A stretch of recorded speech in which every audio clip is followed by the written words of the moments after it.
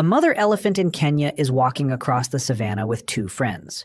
All three have poison-tipped arrows buried in their sides, courtesy of poachers who, for reasons that remain entirely their own problem, decided shooting elephants was a viable career path. The elephants are in serious pain, bleeding, and have every reason in the world to avoid anything resembling a human being for the rest of their natural lives. Instead, they walk directly toward a wildlife rescue center. Not away from it, toward it. One of the three elephants happened to have previously mated with two former orphans who had been raised and released by that exact facility, meaning this elephant somehow associated that specific patch of savanna and the species responsible for shooting her with the concept of help rather than harm. This actually happened. It's documented, photographed, and written up by the very rescue organization involved. And it is, frankly, one of the stranger and more unsettling facts about the animal kingdom once you really sit with it. Wild animals, creatures with every biological and evolutionary reason to treat humans as the single most dangerous predator on the planet, which, as we've covered before, we statistically and measurably are, sometimes walk straight toward us when they're in trouble. Not toward another member of their own species, which would at least make some intuitive sense. Toward us, specifically. The species most responsible for hunting them, displacing them, poisoning them, and generally making their lives considerably more difficult for the last several thousand years. So why does this happen? Why would a wild dolphin, a wild elephant, a wild fox, a wild raven, none of whom have any obvious evolutionary reason to trust us, sometimes decide that we are exactly the right creature to approach when everything has gone wrong? The answer involves some genuinely rigorous published science, a few theories about animal cognition that are still hotly debated in academic circles, and a handful of documented cases so specific and so strange that they sound more like folklore passed around a campfire than actual field biology written up in peer-reviewed journals. Let's start with the most scientifically solid example in this entire story, because it's the one that's been tested, measured, and published in one of the most prestigious science journals in the world, and it involves a bird that has, through pure evolutionary pragmatism rather than anything resembling sentiment, learned to recruit humans as functional hunting partners. The greater honeyguide, found across sub-Saharan Africa, has a problem. It loves beeswax and bee larvae, but it physically cannot break into a beehive on its own. Bees are dangerous. Hives are heavily defended by thousands of stinging insects with no interest in sharing, and a small bird has no good way of getting past that defense by itself. Humans, on the other hand, have fire and tools, and have figured out over generations how to subdue bees and crack open a hive to extract honey safely. But humans are, frankly, pretty terrible at actually locating where the hidden hives are in the first place, often tucked away deep inside trees scattered across enormous, difficult-to-search stretches of bush. So, the honeyguide solves both problems at once, in a beautifully efficient division of labor. It finds the hive using its own specialized senses and knowledge of the landscape. Then it flies toward a human honey hunter, calling loudly and persistently and unmistakably, and physically leads that person, often over a considerable distance through difficult terrain, directly to the hidden nest. The human opens the hive using fire and tools, takes the honey for their own use, and leaves behind the wax and the larvae, the part the bird actually wants and cannot otherwise reach, as payment for services rendered. For a long time, this relationship was treated as a charming but somewhat anecdotal piece of natural history, the kind of story that gets repeated in documentaries without much rigorous testing behind it. Then, in 2016, a team of researchers led by Claire Spottiswoode actually tested it experimentally in Mozambique, and the results, published in the journal Science, were genuinely remarkable. Local honey hunters use a very specific vocal call, passed down carefully through generations of practice, specifically meant to summon a honeyguide's cooperation. When researchers played that exact call compared against other control sounds of similar volume and duration, the honeyguides responded dramatically and measurably differently. The specific cooperation call increased the probability of being guided to a nest by a honeyguide from roughly 33% up to 66%, essentially doubling the bird's willingness to engage, and it increased the overall probability of successfully finding a bee's nest from 17% all the way up to 54%. The bird wasn't simply reacting to noise in general, the way it might react to any sudden sound in its environment. It was recognizing one specific human signal among many and attaching real, functional, actionable meaning to it. This particular sound means this particular human wants to cooperate with me right now and is worth my time and effort to assist. This is, according to the researchers themselves, one of the only known examples on Earth of a genuinely wild, completely undomesticated animal engaging in active, learned, mutually beneficial cooperation with humans through real, bidirectional communication, rather than simply tolerating our presence out of necessity or indifference. It's not a pet. It's not trained in captivity by a handler with treats. It's a free-living wild bird that has, through some combination of evolutionary pressure and individual learning passed down across countless generations of honeyguides, figured out that humans are useful collaborators specifically worth recruiting for a shared task, and has developed an actual functioning communication channel to do exactly that, completely independent of any human attempt to domesticate or train it. This raises an important and somewhat uncomfortable question for the rest of this video. When an animal asks a human for help, what is actually happening cognitively inside that animal's brain? Is it genuinely understanding, in some meaningful sense, that humans possess the specific capability to solve its specific problem? Or is something considerably simpler going on underneath the surface? Something that merely looks like understanding from the outside? Researchers studying this distinguish between a few different possible explanations, and they don't all require the same level of sophisticated thought from the animal involved. The most basic explanation is pure learned association. An animal has, at some point in its life, personally experienced humans doing something helpful, and it generalizes that one experience to future situations of distress. This doesn't require the animal to understand anything about human intentions, capabilities, or separate minds at all. It just requires a simple, reinforced behavioral link. Humans, in this specific context, plus distress equals relief, based purely on something it has personally witnessed or experienced before, with no deeper reasoning required behind it. A more sophisticated explanation requires something closer to a basic theory of mind. Some limited, partial understanding that humans have their own separate goals, abilities, and intentions, genuinely distinct from the animal's own internal experience. This is a much higher cognitive bar to clear, and it's genuinely and actively debated among researchers exactly how many non-human species actually clear it, and to what degree they clear it. But there's compelling behavioral evidence, particularly from domesticated species studied under controlled laboratory conditions, that at least some animals are operating with something in this more sophisticated category of understanding. The clearest example comes from dogs, and it's been studied with genuine scientific rigor using mobile eye tracking technology attached directly to the animals during real-world interactions. Researchers have found that dogs respond dramatically more strongly to a combination of human pointing and direct eye gaze together than they do to either signal alone in isolation, or to other directional cues that aren't specifically aimed at communicating something deliberate, like a fake throwing motion.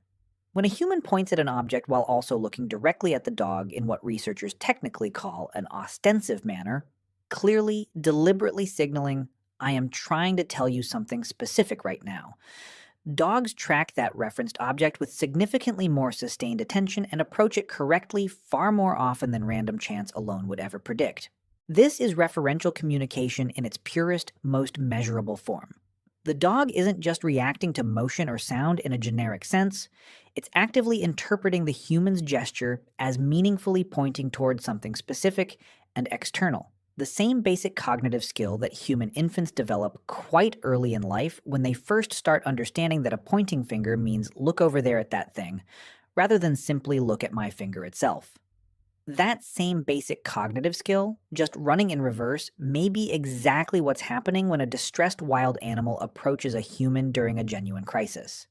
If an animal has developed even a rudimentary sense that humans are independent agents capable of understanding a problem and then acting purposefully on it, then making a deliberate approach toward a person, rather than simply fleeing, hiding, or passively waiting to die in isolation, becomes a genuinely intelligent, calculated strategy rather than some kind of random behavioral accident or fluke. So let's actually look at some of the documented individual cases, because the sheer breadth and remarkable specificity of these stories is genuinely what makes this entire topic so compelling to dig into. There's the case of a bottlenose dolphin off the coast of Hawaii that approached a group of scuba divers, swimming in an unmistakably awkward, labored, clearly impaired manner that immediately set it apart from normal dolphin movement. The diving instructor, Keller Laros, initially followed the standard, sensible wildlife guidance of not interfering with marine animals in their natural environment, a rule that exists for very good reasons most of the time. But the dolphin's behavior was distinct enough and persistent enough, repeatedly circling back rather than swimming away, that it became unmistakably clear something specific was genuinely wrong. It turned out the dolphin had swallowed a fish hook, with fishing line wound tightly around its body, severely restricting its ability to swim and breathe properly. Laros worked carefully and patiently to remove the hook and cut away the tangled line. When he finished, the dolphin didn't simply swim off immediately the way you might expect a wild animal to bolt the second it was freed. According to the account, it surfaced for a breath and then deliberately came back, facing the diver directly, in what was widely interpreted by witnesses as some kind of acknowledgement or gesture of thanks before finally departing for good. There's the case of a raven that perched conspicuously on a fence outside a rural property and squawked persistently and loudly for over an hour straight, refusing to leave despite no one initially responding to the noise. When someone eventually went outside to investigate what all the commotion was about, they found the bird had 4 porcupine quills embedded painfully in its face and wing, clearly causing significant pain and visible distress. The bird allowed a human, a complete stranger by any reasonable measure of trust between two entirely different species, to come close enough to physically remove all 4 quills, one at a time, an act that required the raven to tolerate exactly the kind of close, sustained human contact that every survival instinct it possesses should theoretically have been screaming at it to avoid at absolutely all costs. There's the case of an Indian elephant whose calf had fallen into a deep, man-made watering hole and simply could not climb back out on its own, no matter how hard it tried. The mother elephant, in obvious and escalating distress, approached a nearby road and made what observers described as clear, repeated, genuinely unmistakable overtures toward passing humans, refusing to simply give up and wander away despite some initial confusion among the people about what exactly she was trying to communicate. She eventually succeeded in leading a group of people back to the watering hole, where they quickly organized a proper rescue effort and pulled the trapped calf safely back up to solid ground. There's the case of a southern right whale off the coast of Sydney, entangled in a heavy, twisted mass of fishing line and assorted plastic garbage caught tightly around its mouth, that approached a small boat and repeatedly surfaced and bobbed directly alongside it until one of the teenagers aboard was finally able to reach out and physically pull the tangled debris free from its face. There's a similarly remarkable documented case of a whale shark off the coast of Australia that swam directly up to a fishing boat and then floated calmly and patiently, completely still, for a full 20 minutes while a diver carefully removed a tightly wound rope from around its enormous body. An animal roughly the size of a school bus deliberately holding itself motionless for a human stranger to perform what was, functionally, a genuine act of veterinary care, with absolutely no anesthesia, no restraints, and no guarantee whatsoever of the animal's continued cooperation throughout the entire process. And then there's the case that might be the strangest and most specific of all the documented examples. A wild fox in Russia, filmed with its head completely and hopelessly stuck inside a glass jar, wandering directly up to a group of men standing nearby and simply standing there in front of them, clearly trapped and clearly distressed, until one of the men removed the jar entirely by hand. The fox trotted off cheerfully into the forest immediately afterward, apparently pausing briefly to glance back at the men, in what the person filming the whole encounter jokingly described online as a brief acknowledgement before the animal disappeared back into the trees for good, presumably never to be seen by those particular humans again. What's especially interesting, and genuinely worth pausing on for a moment, is that the people who spend their entire professional careers working directly with injured and rescued wildlife report this exact pattern happening across an enormous, almost surprising range of species. Not just the famously intelligent ones like elephants and dolphins that you'd naturally expect to show this kind of sophisticated behavior. Researchers and rehabilitators working at long term wildlife sanctuaries have documented animals like coyotes, wolves, bears, and cougars, all displaying the same essential pattern when in genuine extremis.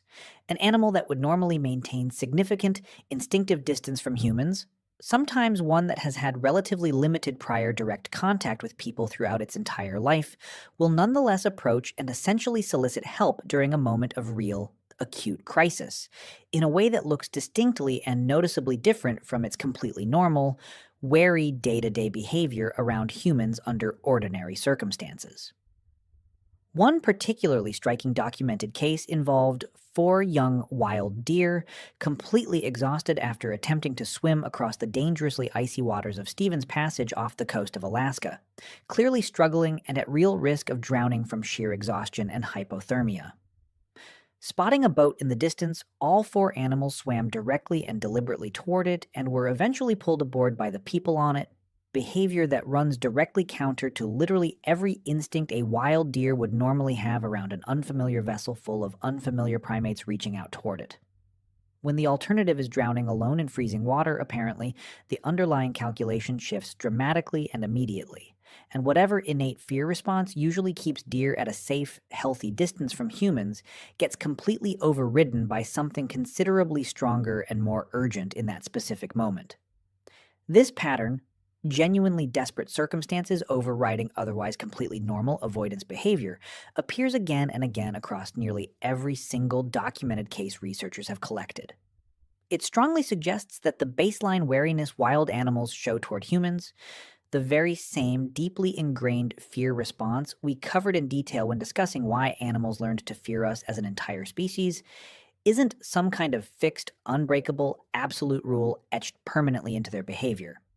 It's more accurately described as a default setting, carefully calibrated under ordinary circumstances by countless millennia of evolutionary pressure, combined with individually learned caution. But default settings can apparently, under the right extreme conditions, be overridden entirely when an animal's specific situation becomes desperate enough that the calculated risk of approaching a human becomes genuinely smaller than the near certain immediate risk of doing absolutely nothing at all. There's also a deeper evolutionary angle worth seriously considering here, one that goes well beyond any individual animal's personal in the moment reasoning during a single crisis. Some species may carry a longer, more generationally inherited history with humans, specifically because their distant ancestors' occasional willingness to approach us, under the right specific circumstances, produced genuinely beneficial outcomes often enough across many generations to be reinforced and maintained over evolutionary time, even within populations that remain technically wild and entirely undomesticated in every other respect. The honeyguide is by far the clearest example of this exact dynamic running on a true evolutionary timescale rather than merely an individual one. An entire wild species has developed a specific, dedicated communication signal explicitly because cooperating with humans, generation after generation after generation, paid off reliably enough to be genuinely worth maintaining as a stable, inherited behavioral strategy passed down through the species. It's not that every single individual honeyguide consciously reasons through the deliberate decision to recruit a human helper each time. It's that the underlying behavior itself proved evolutionarily useful enough, repeatedly across enough individual birds and enough successive generations, to become a stable, predictable, genuinely fixed feature of the entire species' behavioral repertoire. Something structurally quite similar may be happening in a far less formalized and far less species-wide way with intelligent species like elephants, which possess remarkably long individual memories, sophisticated social learning capabilities, and a well-documented capacity to pass detailed behavioral knowledge down through extended family groups across multiple generations of matriarchal leadership. An elephant population that has had genuinely positive, helpful experiences with a specific conservation organization, even indirectly through the experiences of related individuals somewhere within the broader herd structure, may carry forward a kind of inherited, socially transmitted association across the group. This particular type of human, operating in this particular place has historically and reliably meant relief from suffering rather than danger or harm. That's a meaningfully different thing from some kind of broad universal trust extended toward humans as an entire species. It's a highly specific, narrowly conditional, carefully learned exception carved out deliberately from an otherwise entirely justified, fully and rationally warranted general wariness toward humans as a whole.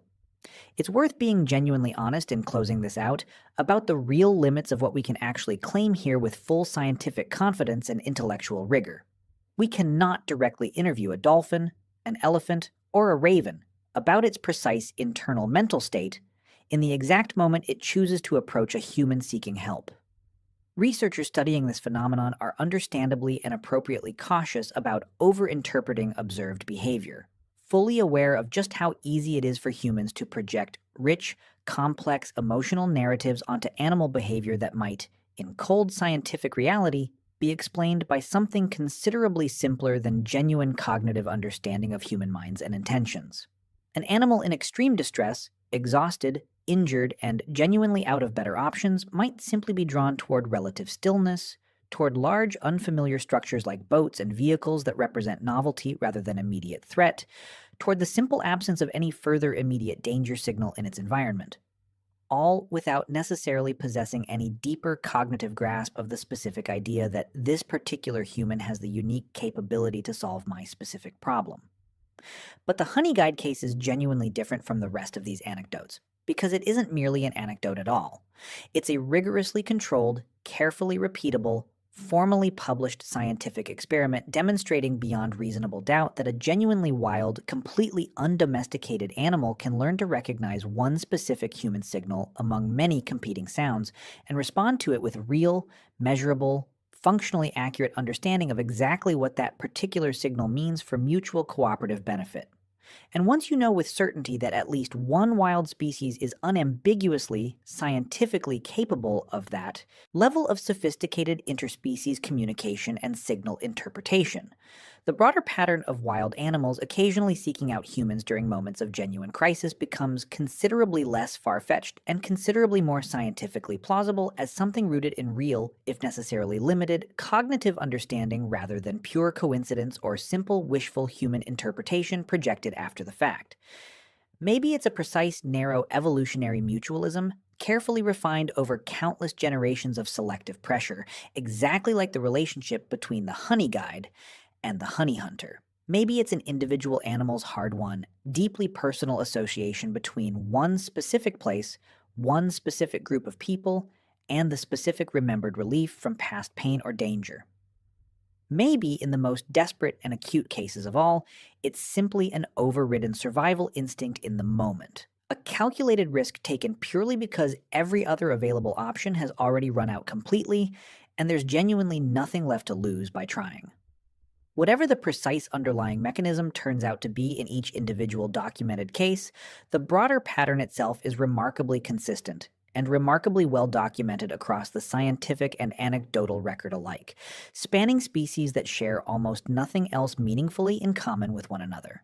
Birds, mammals, marine animals, separated by tens of millions of years of independent evolutionary divergence, occasionally and independently arriving at the exact same desperate, calculated decision when circumstances turn dire enough. When everything else fails, when the pain becomes genuinely too much to bear alone and every instinct screams to run, hide, or simply endure it in isolation, some wild animals make a choice that quietly defies the very fear response we spent so much of our shared evolutionary history actively teaching them to feel toward us. They walk, deliberately and against every ingrained instinct, toward the single most dangerous predator on the entire planet. Because sometimes, against every evolutionary lesson telling them otherwise, that exact predator turns out to be precisely what they need most.